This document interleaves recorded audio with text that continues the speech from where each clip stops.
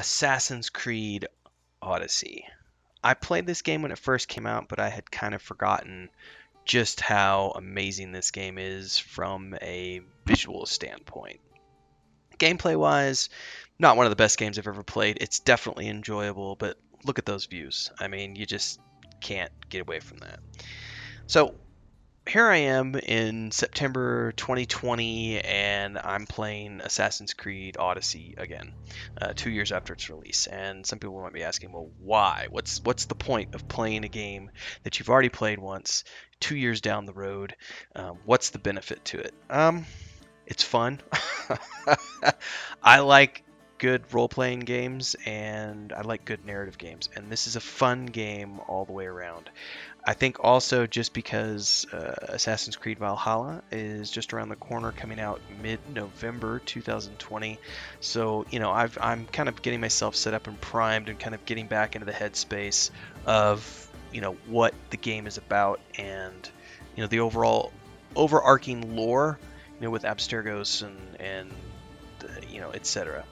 I have played not all of the games. I played the first three, then I didn't play any until Assassin's Creed Odyssey, and I loved it. I think the highlight, though, is the Greek mythology and just the portrayal of, the Greek life.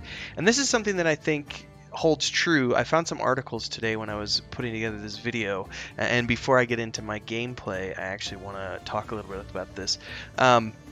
When you look at Assassin's Creed Odyssey, I think what blew most people away was the authenticity and level of detail in terms of the game world. Like I said, the game itself isn't necessarily the best game ever. It is highly enjoyable. If I ranked it, I'd give it a 7 or 8 out of 10. But the highlight is definitely ancient Greece in all of its glory. And that's one of the things that I think some people may have forgotten, but they actually added an enhanced version of this Discovery Tour mode, which has been used around the world in classroom settings, which basically takes some of these historical tours, and you kind of get these guided tours where you go along with an NPC who tells you about the ancient cities of Greece, the lives and crafts of the people who lived there, what they believed, how they were governed, and et cetera, and et cetera. There was the same thing for Origins, but it's definitely been expanded upon for Discovery, for Odyssey. Now, I thought, that was kind of over and done with, but I found this article on the Washington Post, WashingtonPost.com. I'm going to drop a link to this in the YouTube video. But basically, the title of the article is "With Coronavirus Closing Schools, Here's How Video Games Are Helping Teachers." It says Kevin, I'm going to pronounce his name wrong, Pelokian, a history teacher from Montreal, hoped to take his high school students of Collège Saint-Hilaire on a trip to Greece. His mixed class from grades 10 to 11 would have visited historical sites like the Parthenon and recorded their observations for a project they would later share with their classmates. Then COVID-19 hit and scrapped their entire educational itinerary. So basically everything got shut down. Trip was canceled, so he proposed, what if his students could digitally tour Greece and explore it as it was thousands of years ago? So in comes Assassin's Creed Odyssey, which basically, using the discovery mode, this research investigation mode, his students are going to be allowed to play individually from their homes and use that as a foundation for their reports, which you gotta admit is pretty freaking cool, considering that, this is a game that first and foremost was created as a source of entertainment for people, but it's also proving to be an educational tool when companies put in the time and effort to create a world that is living and breathing and has enough to it for it to actually represent something that was fairly, it is very realistic of the times. So that's kind of where we want to get into, kind of looking at this game 2 years on. This second time around, as I'm playing it a little bit differently. The first time I played it, I did play it through on the guided mode. I did play it on normal setting, and I got about 70 hours of entertainment out of it. Now, most people say that you're going to get between 60 and 80 hours, depending on the level of completionist you are, but there's up to 100 plus hours in this game if you choose to do all of the side content. And I found people on Reddit who said, they were 70% of the way through the game at like 120 hours in. So you can go beyond that if you're taking your time and really hitting every nail on the head. But this time around, I'm doing something a little bit differently. So they've got this thing called exploration mode, which basically turns off the guided mode. And the default setting still gives you the compass, but you can go in to the options and actually turn the compass off completely. And then you can even go even further and turn off all of the quest icons, because the quest icons will still show up on the map.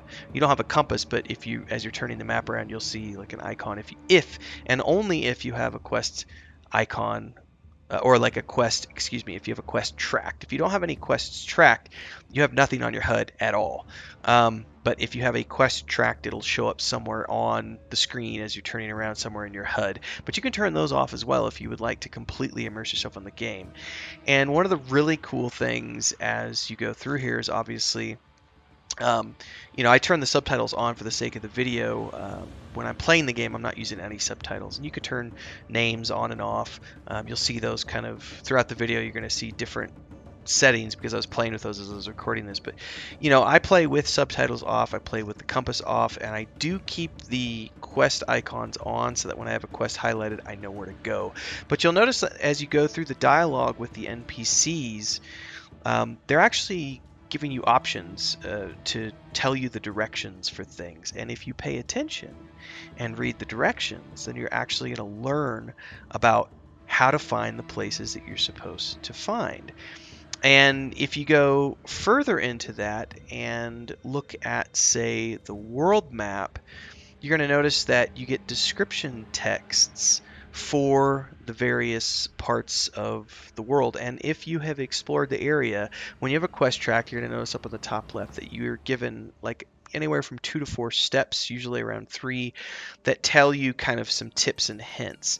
And if you've explored the area, then it's pretty easy to figure out where to go, because you can just go, oh, it's over in this part of the world, it's this section of the map. But if you haven't explored there, then you have to figure out where exactly you're going. And as you zoom in and out of the map, some of the major waypoints like this mountain or that mountain will be given a name, but the various surroundings won't have any descriptions whatsoever. And so it's up to you to go, okay, if it's telling me that something is east of that mountain, then okay, that's my reference point, is that mountain, and I need to explore somewhere east of there. And then you can kind of look at the map and kind of get a general idea of where you think you might need to be headed, and then go from there. And then if you're going into a city setting, you're going to have further instructions on how to find the various houses or buildings that you're supposed to be looking for quests and NPCs.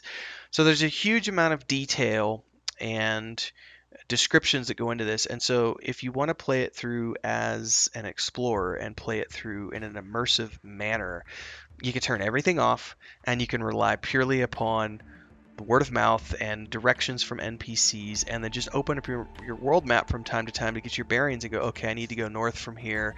Set yourself a custom waypoint if you're using waypoints. Otherwise, just orientate your character and move in that direction and use landmarks. And that's one of the things that's really brilliant about this game is landmarks, because there's lots of landmarks. It's basically one of the easiest things to do, and it's kind of one of the guiding points of the Assassin's Creed series. Is traditionally you're always going to look for the highest point in any given area, and that highest point is typically going to be a synchronization point or an explanation point where you can, in these later games, you send your bird out.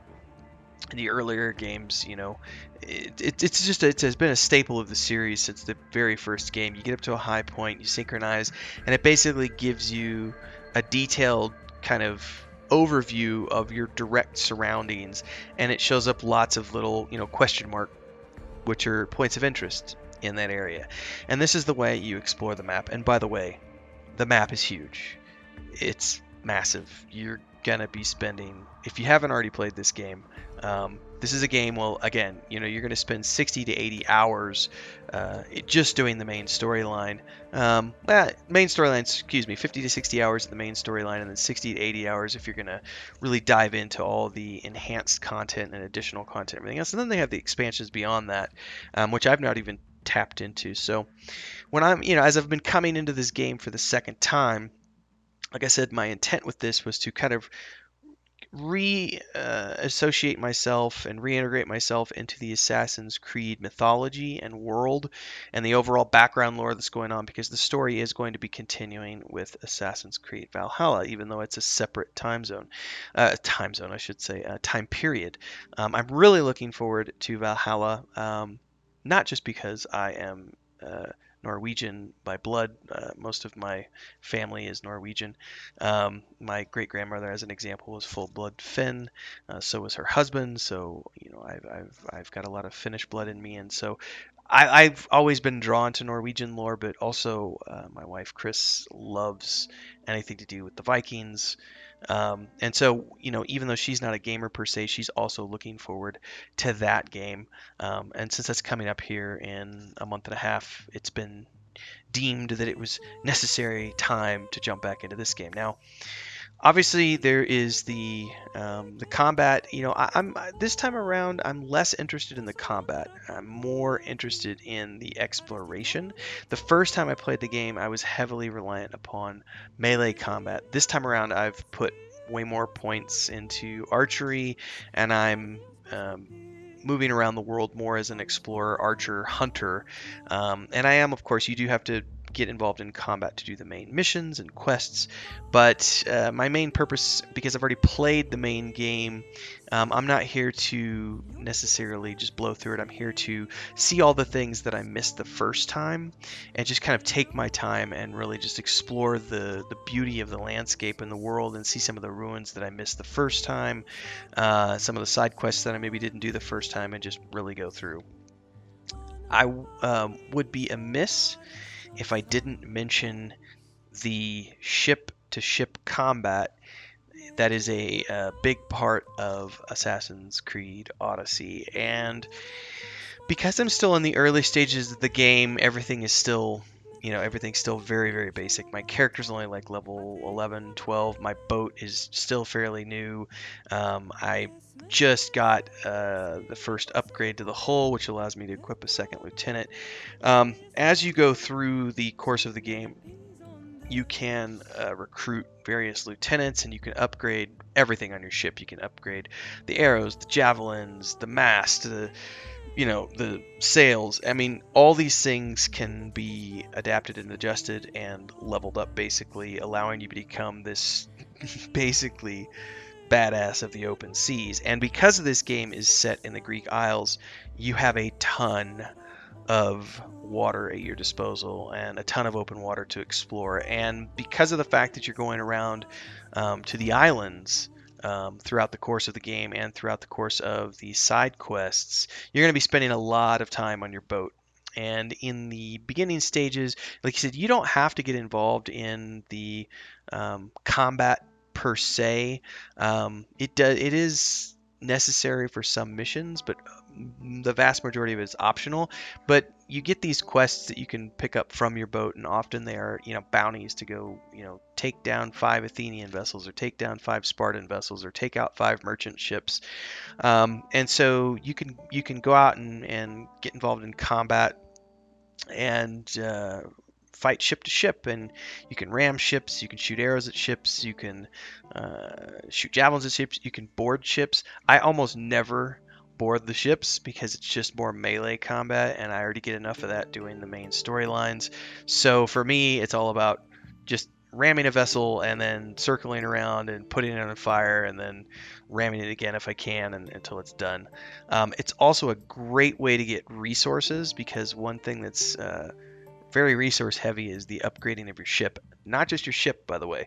Upgrading your gear is also resource heavy, coin heavy.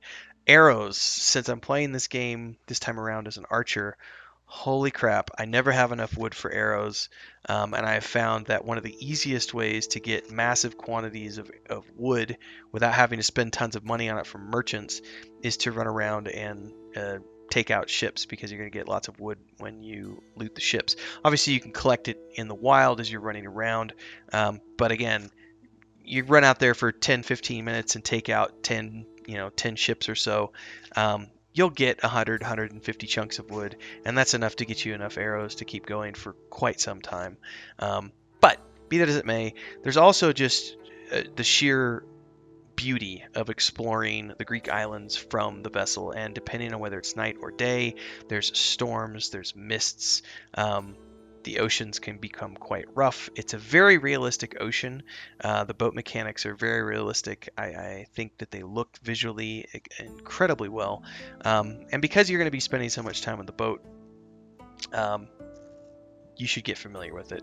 It also looks like vessels are going to be a big part of Assassin's Creed Valhalla, although I think in that case it looks like you're mostly going to be on river-based vessels, sailing up the rivers to raid villages along the coast and or along the riverbanks. So I'm not exactly sure how they're going to be doing the boat mechanics in Valhalla, but in Odyssey it's all about, equipping your ship and going about and having adventures and sailing from islands to island. And don't forget the songs that your crew sings. You could change that. I believe in the previous playthrough I had actually a group of Amazonian warrioresses, and they sang the same songs, but because it was a group of women singing it, it sounded a whole lot different. And because they were all Amazonians, it's just these amazing badass soldier warrior women on my ship that were, that by that point I'd kind of maxed out my vessel and maxed out the game. So we'll see which route I decide to take this time. So overall, I just wanted to drop a quick video about Assassin's Creed Odyssey as I'm playing it here in September 2020.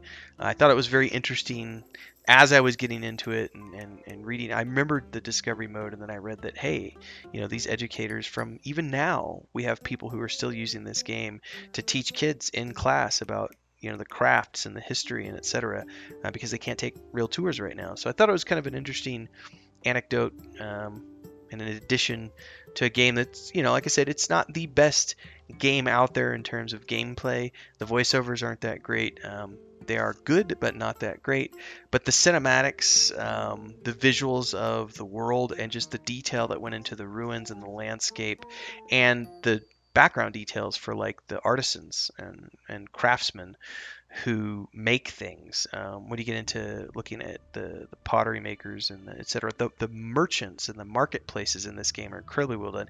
When you get to the major cities and you're dealing with the politics, there is a ton of historical accuracy in this game. So if you look at that aspect of it, it's a 10 out of 10 easily, just from the historical representation. So if you like that kind of stuff, I would highly recommend picking it up. If you haven't already, give it a playthrough. If not, you can join in and watch me play it over on Twitch from time to time, or you can check out the videos that I put here on YouTube. So check out all the links below. Thanks for tuning in, and I'll see you in the next episode.